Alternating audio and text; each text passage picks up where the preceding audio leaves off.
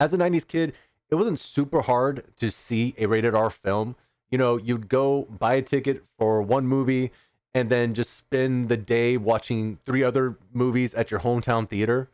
You know, say goodbye to that time. You know, it's different now. Everything's assigned. You know, goodbye to oversold ticket theaters. I don't know if you ever had to see that, where people would literally sit on the stairs or sit on the floor and everyone would just sit down and watch the movie. It was a weird time. Not that time anymore. It's very different now. I still remember two of the movies I saw as a kid was probably Blade and South Park the movie. Side note, there was one movie I did see where me and a family member got super bored watching Wing Commander, and they took me to go see Payback. That movie definitely was a different vibe from the other movies I saw as a kid, which got me really into rated R films in general, you know, just kind of see what kind of style they have. And I'll say this one in particular that came out this year in the year 2025 came back to theaters, Dogma. We can do the next best thing. What's that? Huh? Let's kill people. Oh, not you. So this movie was created by Kevin Smith, who you might know from a lot of the films he's made, and maybe one that he didn't make, which was a Superman film that got close enough where they casted Nick Cage and Tim Burton was there to direct. They made a documentary about it. I would say just go find it. It's a crazy story. Kevin Smith had a big drive to create films where he actually went to school for it, got bored at school, ended up working at a convenience store back at home in New Jersey, where he started writing a script for a movie called Inconvenient. Later on, he would change the name to Clerks. This movie, Clerks, gave him so much attention that he actually ended up making another film starring a young Ben Affleck called Mallrats. Now, me being a kid who didn't want to stay at home would end up going to a mall, a gigantic place where there was so much random shit to do. This movie spoke to me, you know, being a fan of comic books and comedy, and then me as a kid wondering why was everyone so happy to see this old guy. Aren't you? Oh, Stanley. Hi. So of course, I would still not be able to go to the movie theater or to the mall. I would end up being stuck at home. Kevin Smith would find a way for all these crazy characters to still meet kids at home, making a show with Disney. Yes, that Disney. So he would create a show just for one season, but that one season would make me and my friend group quote it to this day. Is it safe? Is it safe? Is what safe? Is it safe? Is it safe? Is it safe? Stop it! After that, I wouldn't really see much of Kevin Smith's stuff until randomly I would see Dogma on HBO. Now, this would be the time where I didn't understand a cinematic universe. You know, I would keep seeing these random two stoners in movies and TV shows and think that's weird. It's like when you see that one guy that's casted as a henchman or a background character, and he's always just not talking or talks a little bit, but he always has like that same name. I would say Hector from Fast and Furious. He's Hector in almost everything he's in. But no, Kevin Smith had this idea, I guess, of creating all these movies to set up the craziest meetup that he would have in a later movie that he would create. But why the controversy for this film? A film that was protested by the director himself as a joke. Organizers in Eatontown had hoped for hundreds to join them in the protest against the movie Dogma. Instead, they got less than 24, but they were joined by this man. I don't think it stands for anything positive. What does it stand for? I don't know, but I've been told not good. That boy is awful. That boy is disgusting. He's exactly what is wrong with his world. Blasphemy and blasphemy is never funny. Nobody makes fun of Jesus. Dogma was released in November 12th, 1999. This was the year where big films and shows would be released and remembered for years, being shared through all of social media now. Now, I gave like a whole list to Albert as we were talking about the film, and I'll just switch it over to that real quick. TV shows that debuted in 1999. Family Guy, The Sopranos, SpongeBob, Farscape, Beastmaster, Angel, Futurama, Batman Beyond, Ed, Ed and Eddie, The PJs, Digimon. Pokemon. Let's not have guns. Digimon. This animal's a fucking Let's gun. get them guns. All right, this cat turns into a big, crazy female angel that men will shrine. You don't talk about the sacred one like that. Yeah. And then movie-wise, this is 1999. So this is The Matrix, The Phantom Menace, Fight Club, Galaxy Quest, Boondock Saints, Sleepy Hollow, Office Space, Iron Giant, The Mummy, The 13th Warrior, Wild Wild West, Disney, Tarzan, My Favorite Martian, Superstar. My Favorite Martian. Yeah. I love that movie. Oh yeah, yeah. It was wacky. You know, a movie that actually works with this is End of Days. Like I said, this is 1999. Towards the end, Y2K scare was a thing. It's a big thing. This is Y2K scare is a thing, and this is before the way this is. I think one of the things you really need to note is one of the things, but this was before the religion was a joke. I think it's memeable now. At the time, Sinead O'Connor lost her whole career because she tore a picture of the Pope in like '96. Oh, I don't remember that. Yeah.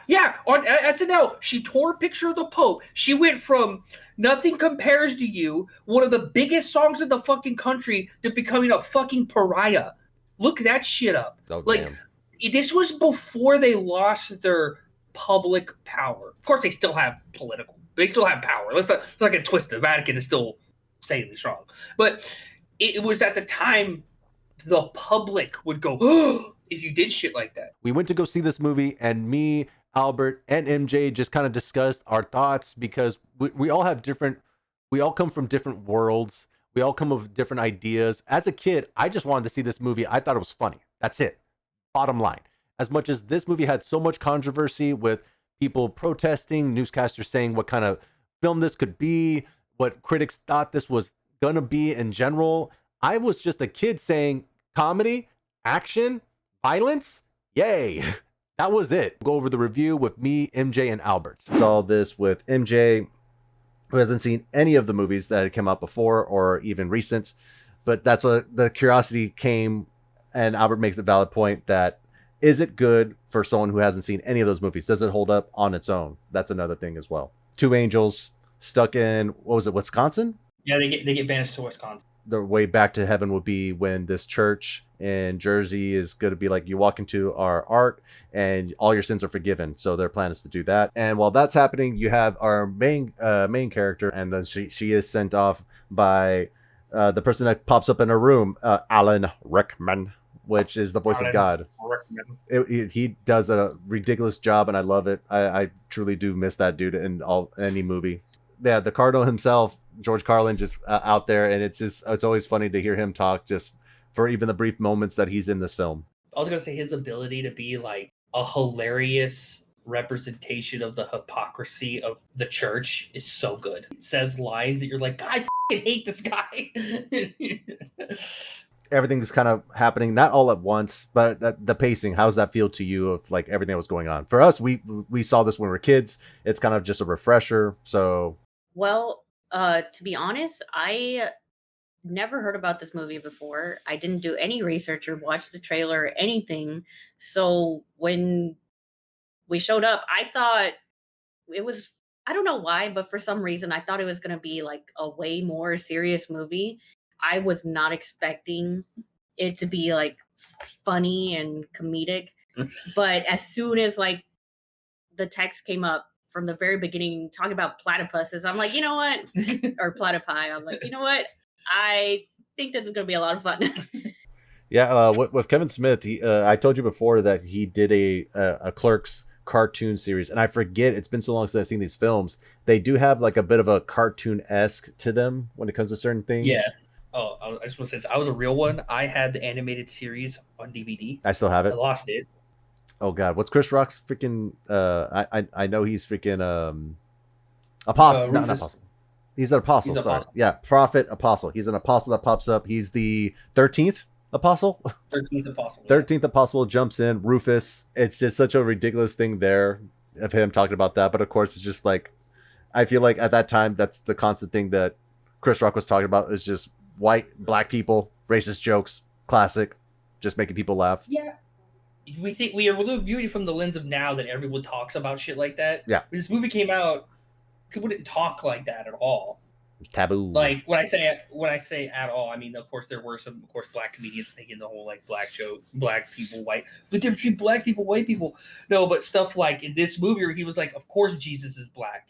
Why? If, like, you think it just, and he's all, he just happens to have blue hair, like blonde hair and like blue eyes and shit like that. Like the way they talk about the way Jesus looked and should have looked. Like back then, people didn't like to say that. Yeah. Because it was like that was crazy. Or to refer to God as a woman. Yeah. I say we just look at things different. Like watching this movie now, you're like some of the things aren't hitting as hard than if you put it in the time frame of when it was made. You know what I mean? Yeah. Like that's how I feel. Like a lot of these things was like, holy shit, he's talking about the Catholic Church like this. But yeah, like this movie it was crazy for like the way it talks about the church, the way it talks about God, the way it talks about how people are hypocrites. One of my favorite things is I forgot how much I liked Rufus's character a lot more than I did as like a kid. As a kid, it was like, oh, he was just kind of there. But then like some of the shit he says, he's like, beliefs are hard to change. That's why I like ideas. You can change an idea.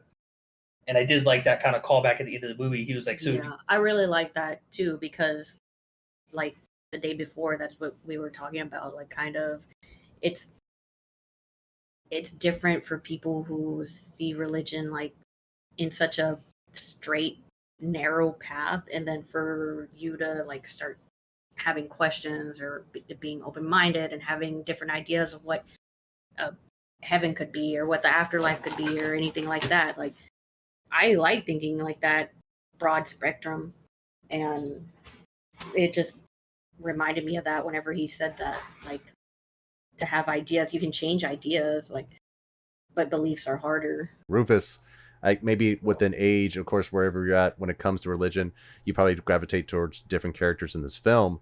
But around at some point, I guess with us at this current one, Rufus is ideal, if anything, because he's just open minded. I feel like that's his character, if anything. Like he's like, I know Jesus. Like he wouldn't like all the shit that's like all the way people act now. He wouldn't want you to hate anybody for any reason. Like, and a lot of people don't. I personally don't really believe in necessarily like a God. I do definitely believe there's something after we die. 1,000% sure. I just don't think it's I just don't think it's like an entity in the sky that gives a if I off. Like, you know what I mean? But I think that's because it's more of the organization. Right. Don't be a dick. Be a good person. Don't judge people. It's not hard. Yeah, I feel like that's what this movie does too. Like, if anything, the Matt Damon and Ben Affleck, their characters, they judge harshly. I guess I'll put it that way. With Matt Damon being the god of not the god, sorry, the angel of death. But yeah, so like later on, they meet Rufus, they have your prophets, and then they bump into the Muse, which is Salma Hayek. And for me, as a kid, one of the best moments of my life. And yeah, so I really did enjoy her popping up. It was very interesting because you have her and then you have Azazel, which at some point we just know as just a demon played by Jason Lee. And it's been so long since I've seen him. And Matt made a valid point. My brother made a valid point that he was like the Ryan Reynolds before Ryan Reynolds, being just kind of Deadpool. Yeah. He could have been Deadpool in the 90s, basically. Yeah, I could totally have seen that. A 90s, more Gen X Deadpool. Absolutely. I am just truly happy that I watched this movie again. And it wasn't one of those movies that you watch when you were younger and then watch when you're older and go, ooh. But it's still great to me. I love it. Well, as much as we love it, yeah, Jay is probably the worst part of the movie, but yeah. I still loved Jay, dude. He was making me laugh so hard, like the entire movie, dude. Like after Ben Affleck dies, when he's like, why the are you holding on to my head? Who the are you? Who the is she? Where the is his head? Dude, like that whole scene was so good. Of course, the guy is in front of an angel, and he just saw two angels, sees another angel, has been witness to an apostle, and is now meeting God. Still just a shit talking asshole. Like he's just a moron. He's so good. But that's why Jay works for me. Everyone in the movie calls him a fucking idiot the entire time. No, like, so he's being an idiot, he's saying all these stupid things, but he's not like a cool guy. He's not lying. He's not very straightforward and honest. Yeah, he is. It's who he is, but everyone's like, you're an idiot. You know what I mean? he's not being this. He's not saying all this crazy things, doing all this stuff. He's just like, oh, he's a cool guy. No, every character looks at him like, you fucking moron, and that's why I think I've always liked Jay. Yeah. And why I think Jay can work in a lot of movies because he's never considered cool. True. He's always like an idiot. Yeah, no. And the people who idolize him and think Jay's cool Bad. are us at 13. But when you grow up, you're like, he's a fucking idiot, but you still laugh because comedy. He's an idiot. A shit demon pops out. Now, MJ, what was your thoughts on this shit demon? Too much? Not enough? Want a sequel? Spinoff? I don't know about a sequel. But I don't know. Did you expect it? Not at all. It was a little over the top, but I mean, I get it. It's like there for just being ridiculous and funny, and it's meant to be over the top, but I don't know. I definitely don't want a sequel of that or an army of that. Right. I think he said it the best. I didn't think about it till you said it, George, connecting the animated series. This is basically just a live action cartoon.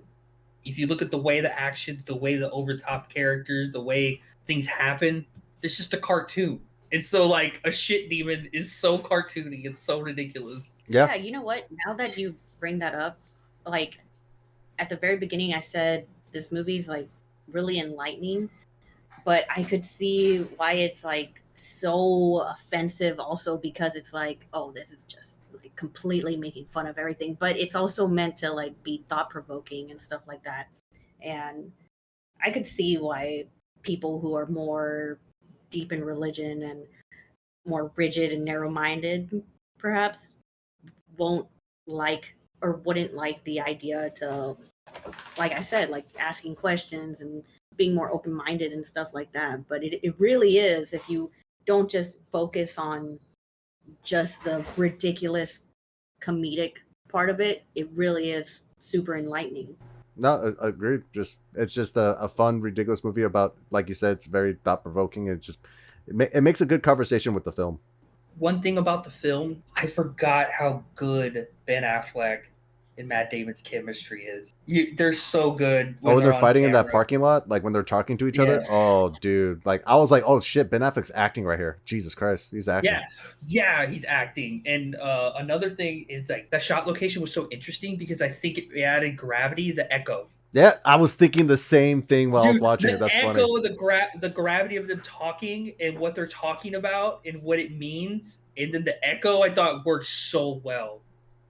Like, I thought that worked so well. I was like, God, that's such a good part. Because if you've been in a church, there is that type of echo. And that's how I felt. I was like, I think they're doing this on purpose. Like, that's all I was thinking the whole time, is that just arguing in a church in a weird way. There's no way that... Yeah, exactly. There are... And I think it added gravity to them being angels. Like, they're divine. Like, right. I think there's a little bit of subtext there where... Maybe we're adding the subtext and it just sounded cool. So they did it because it sounded cool. But God damn it, it worked. And I love the idea of the way they talk about her pain and her loss in God. Like, because she can't have kids and her husband leaves her, all that. And then it goes to him, Bartleby, talking about, I remember when I used to talk and God would hear me. Now I feel like God doesn't hear me anymore. Like, but he's talking about like, no, God. Like, he's personally talked to God. And it was in the way being abandoned. They both are dealing with their abandonment and how they feel like God wronged them. That was a good scene too. Yeah. No, that was very good. Then also the character development of Bartleby being kind of like lighthearted in a way, just saying like, why kill people? But in that conversation, when he's slowly hearing that like they're trying to kill him from going home, he just became very bitter. And was just ready to realize that like these are just human beings. They have like his whole argument there saying that he gave them everything, gave us nothing. Be worship, be happy, do your job. That's it. And they were actually given choice. And then that's why I was like, Jesus, it was a crazy scene right there in that parking lot. Yeah, I definitely didn't see that switch up coming. Yeah, and then like when he ends up killing Matt Damon's character, I'm like, oh man, poor Loki. Because like at that point I was like feeling for him at some point because it just seemed like this guy's just ready to kill people. But of course you kind of kind of looking at the character, he has a purpose. He's like, these are evil people. We have to kill them. There's no reason not to kill them. But then at some point, he's seeing his friend turning into something that he knows of before, where he says Lucifer. He's like, you're the morning star. That's what you're acting like. I don't want to be part of that. And it was a very, like you said, it's a switch of the dynamic that you would kind of figure seeing, where you expect Matt Damon's character to be just the villain, but at some point it just becomes Barnaby, who just wants to go home. And yeah, that's pretty much it there that I could say. Yeah, but I always like when they do that in movies where like, or TV shows where you can spend like the entire time just hating their character or thinking like they're so evil or what they're doing, like you just would never be like, I would never be on that side or think like that or whatever. And then at the very end, like to their death or towards the end of the movie or a TV show or whatever, it's so interesting to me whenever they can completely change your mind at the last moment. I'm like, oh, I like when they like, I hate it, but I like it too. It's understanding the character. That's what I like about the arguments, Yeah. the discussions, and then you start realizing not full on empathy, but like you want this character to stop what they're doing, but you get an understanding, basically. I enjoy it when it's done right and done good. Yep. I cannot stand it when it's done bad though. Yep. No, I think it's manipulative. Like That's what it feels at some point. Yeah, like when like I've seen them do it with characters before, and I'm like, this doesn't like. Sometimes I like my evil guys to just be evil, like, you know what I mean? You would. Yeah. No, but a good example, if you've watched The Walking Dead. Yep. Daryl's brother. Oh yeah. Oh I yeah. hated Michael him Rooker. Yeah. from the very first Oh, he's a piece of shit. episode till the very end, and I'm just like, what the? I did not expect that. Why do I care about this moment? Ever expect to like this guy? Yeah. Like, yeah, it was so good how they did it. He didn't care about anyone but Daryl. That's it. And that's what it was. All it was. That's it. And you realize like that's when you're like, I hate you, but god damn it, they made you like him just because of the sheer love he had for his brother. Yep. Betraying like the people that he was like, oh, these are my people. Like, I love these people now. And then like he sees his brother, he's like, I can't do that. It's my blood. Yeah, exactly. Just like, yeah, no. He's like, I'll do anything for them, but not my brother. Yep.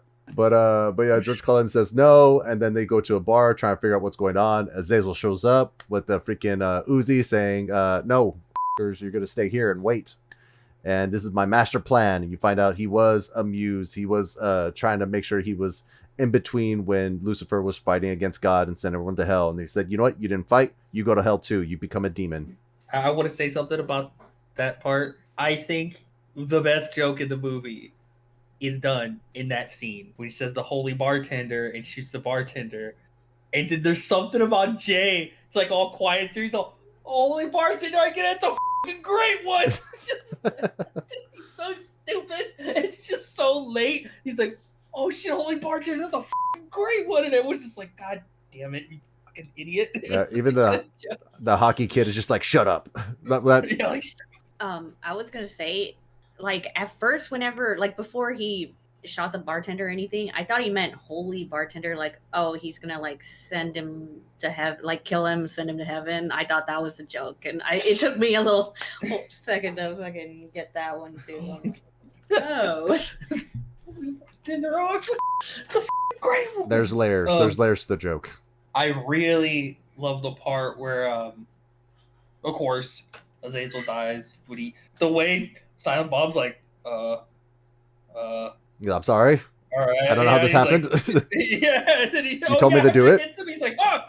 He's just like, but I'm a fucking demon. Great effect, by the way, with the chest. Yep. I thought that was real. That was a pretty good effect. Yep. His chest caved and it's all black. The sound it made, And yeah. then I love the part where she could have just done it. They could have just done it in her voice, but they're like, no, let's put Jason Lee's voice. When she was like he said, I'm a fucking demon. I will say really quick, it took me forever to like recognize, because like from the very beginning, I knew I recognized what's his name, the demon dude, Israel. Yeah. Yeah. Jason Lee. Yeah. I was like, I know he looks so familiar. My name and is Earl. Yeah, it took me until he had everyone sat in the bar and he was like talking about how he's an artist and everything. Because I started like actually, I was like, I know the voice too, and then it just hit me. I'm like, oh, that's why I don't like remember him, because I remember him with the crazy hair and the facial hair and beard and mustache and stuff. Also, the dad from Alvin and the Chipmunks. I never watched that. She's like, I never touched that trash. Cartoons forever. I'm just saying. I also recognize, like, afterwards, it was so obvious to me, like the underdog voice. I was like, oh, okay, that's why I kept being like, I know the voice. I kind of know the facial expression. Yeah. Oh. I didn't even know that. I did not know that. You got us on that one, MJ. Yes, I have one movie over here. And then you have Bethany that has a kid. Also, that's another thing that happens. Yeah, she's being pregnant. I like that they're talking and the God's like trying to do a handstand. Like I don't know why the like that weird, like you said, like childlike kind of is really interesting. Yeah. I did like it because it's not just like I am God. Like it was to be way better than like just being like I am all knowing, I am God. Yep. I thought that was a way better. The only person that gets Jay to shut up. Yeah. And thanks. The only entity to get Jay to shut up. Yeah, no, that whole situation was pretty funny. The ending is just simple as that. Everyone wins. You have Chris Rock, Salma Hayek's characters. They go back to heaven with God and Alan Rickman. And then you have God kind of looking at Bartleby. I don't know if it's like a knowing, like you can go home now or what. Like it's very vague at that moment. And he says thank you in a way and closes his eyes. So I don't know if it's just like in my suffering here on earth and let me go somewhere, because it doesn't seem like they want to go to hell. So it is up to, I don't know, conversation of where they really went when it came to the end of those two. Because also, spoilers for Jay and Silent Bob reboot, you do see Matt Damon's character at the end of the credits. Him himself saying, does it make any sense I'm here? Not really. But yeah, that's how it goes. And then just they end it there. As far as I remember, it's been a while since I've seen it. But yeah. I really enjoyed Matt Damon at that ending scene. Like you said, Matt Damon's acting. He's like actually like acting. Like for these movies, you expect something that's just some comedy chops, nothing too much. But yeah, they act the shit out of these characters when it comes to serious moments. When Bob's crying, I like her expression of rage. Like when she like walks into the water, she's like the main character. She's like, "I hate you." It's like it's such. I did think a lot of people did great in this movie. For a comedy, they still have serious topics, and I think they took them very seriously. Yeah, serious topics, took them seriously, and you felt the gravity of them. Oh yeah. The final thought I had to say is like, okay, I get God wiped all the bodies off, but did she bring them back to life? I don't think, I thought about it too. I think they're dead. She just cleaned it up. I think that's all happened there. Okay. That's she what I was everyone forget about it too, I'm guessing? I don't, lead up to... Did they make the people alive forget about what was happening? Or did she just, like, revert everything? In this world of Jay and Silent Bob, I feel everyone could be dumb at times. If you remember Jay and Silent Bob Strikes Back, there's a lot of dumb people there. Not just Jay and Silent Bob. So I would believe... If they go to the street, nothing's there. They're like, "Oh, that's weird," and then just continue their day. That's what I would assume. Okay, I see where you're going. I see where you're going with it. Yeah, I could. Like, there's only certain people who are like, "Did anyone forget that?" Yeah. Be like them. Don't think too much about it. Everyone went missing. If you watch the movies that Mallrats and all this is based on, it's like kind of this running joke. I see where he's going with this. Like, the public are fucking like. People are dumb. Like crazy shit will happen, and it'll be like, and like, continue. Just like, it's like they're NPCs. That's the cartoon aspect I feel with these films. Also, that's the thing there. Thank you for watching. Have you gone this far? I really appreciate it.